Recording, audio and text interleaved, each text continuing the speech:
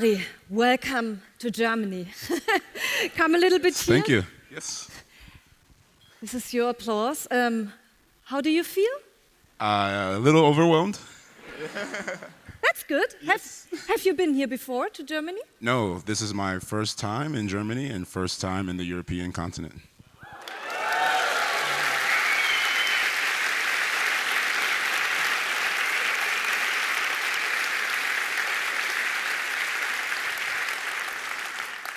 Omari, you do such great things with your bike. Finally, we have a bike on stage now at our bike premiere. Yeah, so I would say this is also, das hat auch einen Applaus verdient. Er hat mein Bike mitgebracht hier auf die Bühne. Jawohl!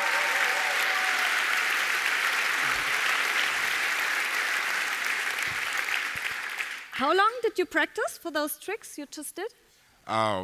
For today, maybe once or twice for a few seconds on the stage. Yes, just to make sure that I wasn't gonna slip or anything. Yeah, so right off the hip, basically. Yes. Okay, you also create your own tricks, right? Correct. Yes. Do you have a favorite one? I do. I was able to land it earlier for the kids. It's a 360 body varial, and take my bike in a wheelie and spin around while it's still rolling. Okay. Kind of hard to maybe imagine, but yes. Yeah, I love the spinning stuff you just Yes. did. What did you do outside? Maybe some of the audience haven't been here so early, but you have been biking outside today, right? In the afternoon? Yes, so I was fortunate enough and blessed to partner with German BMX riders Flo Saylor and Dustin Alt. Dustin is actually German BMX flatland champion, and so when I learned that I was coming here, I said, is there some way we can involve him in what we're doing? And so the three of us set outside and we worked with the kids, taught them small things on the bike, and some of them just commandeered our bikes, and I didn't know where my bike was for about 10 minutes. Now it's here. Yes, now it's here. Some little girls had them, and yes, so it Great. worked out really well, yes. It's great. What means BMX, flatland BMX biking to you? It is freedom of expression. For me, and especially for the kids, I think it is a safe space for failure.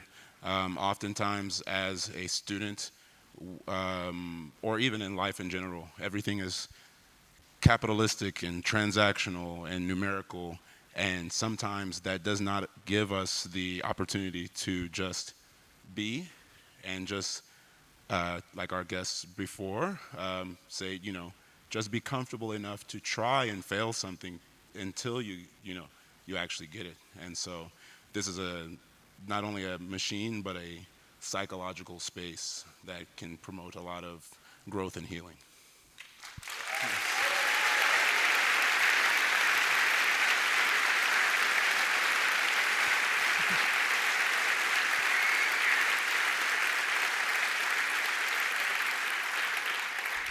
We talk more, and we would also like to welcome the filmmaker of Mr. Cato. Welcome also on stage. Welcome Ryan Ross. Jawohl, jawohl. Come. Hi. How did you two get to know each other? I found Omari on social media. We were studying and looking for subjects for a potential BMX project. That project went away, as film projects often do, but Omari didn't. I kept following him and watching him and his riding, and I couldn't get out of my head. So I reached out to Omari and I was like, hey, you don't know me from Adam, but can I come down for a weekend and do a little filming and see where that goes? And he was kind enough to be like, yeah, okay, come down, let's do that. And I went down and I thought I'd be drawn to the aesthetics. It would just be a creative outlet. Here's this guy dancing on his bike in these beautiful places. We'll do something cool with it, and that'll be that. And then we went down that first weekend and got to know and see how selflessly he was giving to his students, both in the class and on the bike, and just how hard he was working to make the world a better place on his bicycle. And I was like, oh shit, we're gonna have to do something bigger and honor that. And the best way we knew how was to try and tell a story. Yeah, we are lucky that you did it. Thanks. Good job.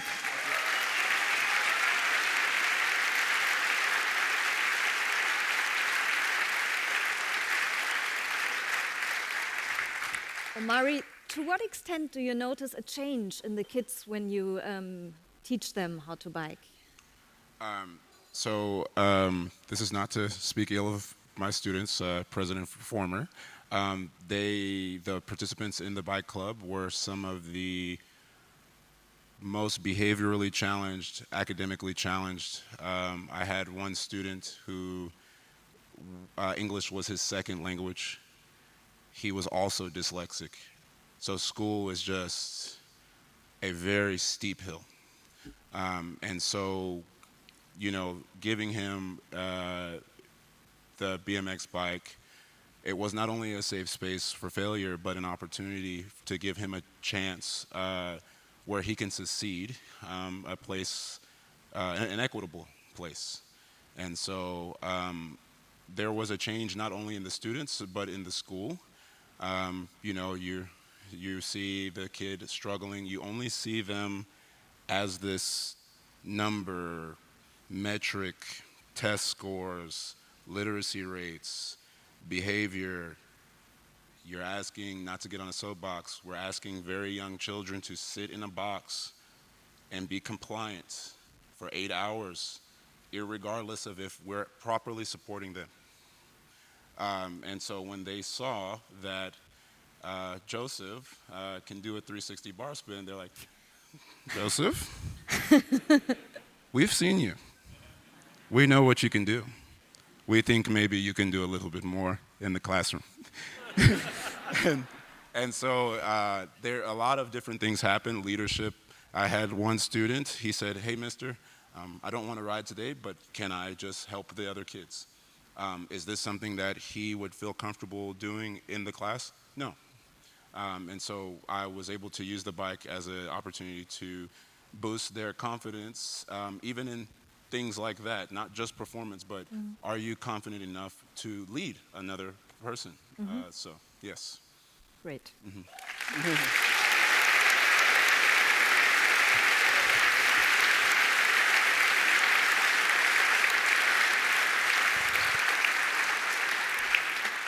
Ryan, how did you experience Omari's work with kids? What does he give them?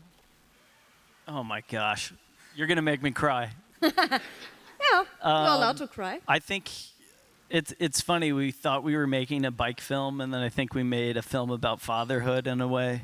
I mean, it was just the way that Omari, his dad left, but introduced him to a bike, and Omari's taken that bike, and he's done quite a lot with it, and the way that he just pours into these kids through the bike, it's just magical to watch that, and just feel very honored to get to witness it and put a camera on it. And yeah, as Hector says in the film, he touches their hearts in a way, and that's beautiful.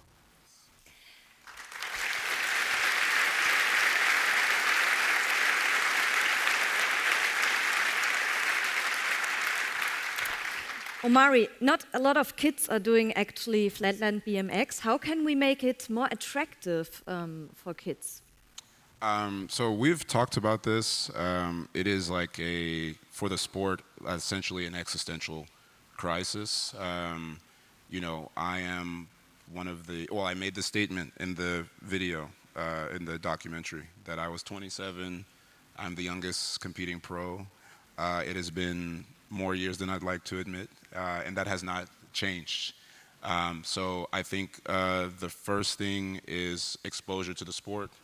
And then probably treating it, I'm trying to be concise with my answer, but I think in the Western world, we have made, I could be wrong if anyone disagrees, but I think we have made a mistake up until maybe millennial generation, where we expect talent to just fall out of the sky, and then once it reaches maybe expert level, then we support it afterward.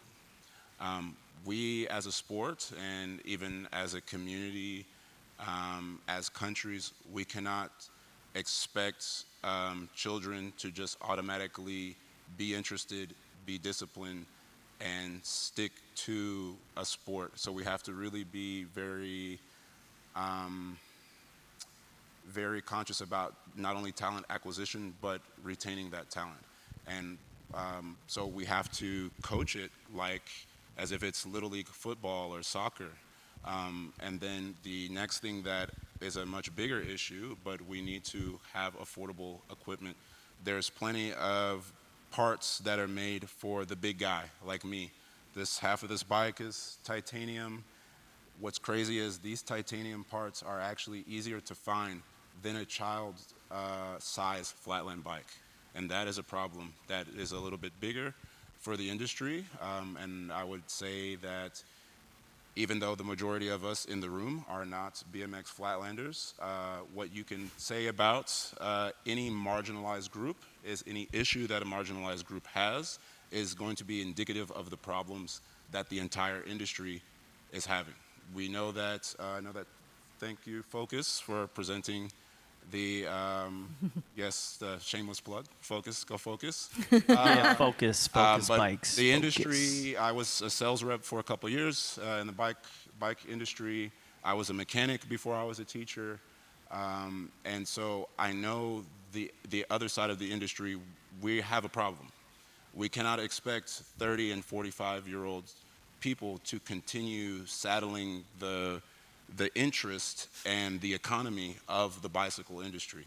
And so we have to be more purposeful with all cycling endeavors and making sure that we are not just, again, expecting talent to just fall out of the sky and then we'll support it later, or we will act as if we're supporting it in the end when these people have already reached or matriculated into the top. So we need a lot of teachers like you, We need more Omari. teachers. Okay, And perfect. we need more accessible parts.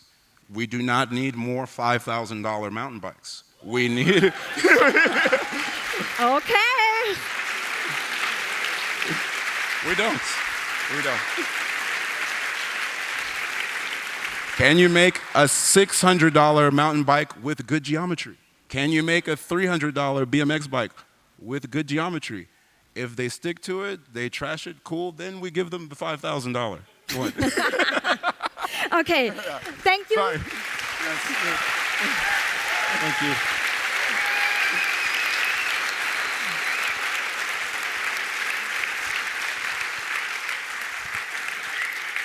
We heard your message, and I say a big thank you. You two are great, and thank you for taking your bike, and all the best to you. Thank you so much, Omari. Thank you.